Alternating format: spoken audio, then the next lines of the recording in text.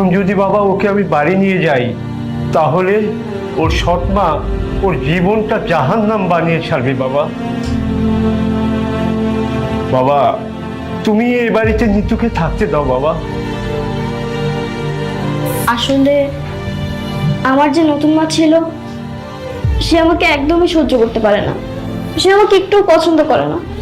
সবসময় শুধু আমাকে বকাঝকা করে, মারধর করে, এবং সে আমাকে ঠিক মতো খেতেও দেয় না। বাড়ির যত কাজকর্ম আছে, যা কিছু আছে, সবকিছু আমাকে দিয়ে করায়, নিজে একটা কাজও করে না। এমনকি আমি এই কথাটাও বলতে পারবো না যে আমার সেই নতুন মা কখনো আমার সাথে হাসি দিয়ে একটা কথা পর্যন্ত বলেছে।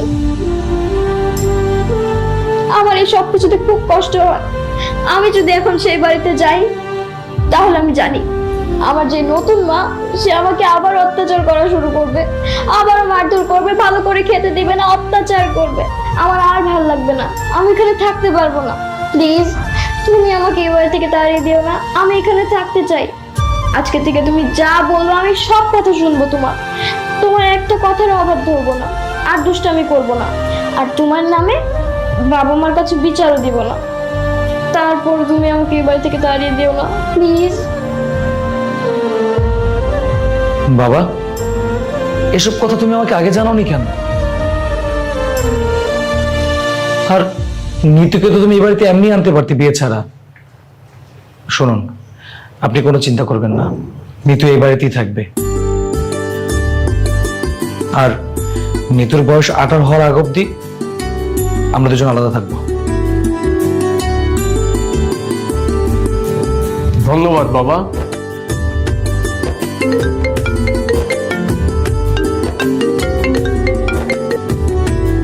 হ্যাঁ হ্যাঁ, ঠিক আছে ঠিক আছে, আমি আসতেছি। বন্ধু, তাহলে আমি আজকে আসি রে বন্ধু। মা, তাহলে আমি যাই। ঠিক আছে, আবার আসবে কিন্তু। অবশ্যই আসবো মা, ভালো থাকিস মা।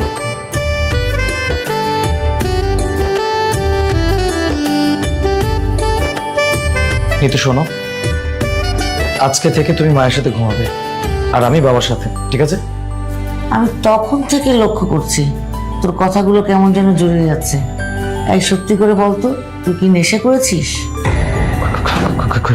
কই মা, না তো। খবরদার মিথ্যে বলবি না। আমিও বুঝতে পারতেছি তুই নিশ্চয়ই মন্টুর সাথে গিয়ে নেশা করছিস। না বাবা, আসলে হয়েছে কি, ওই যে তোমাদের উপরে রাগ করে একটু খেয়েছি, গলাটা ভেঙে গেছে। একটু খেয়েছিস? খবরদার, আমার বাবাকে কেউ মারবেন না।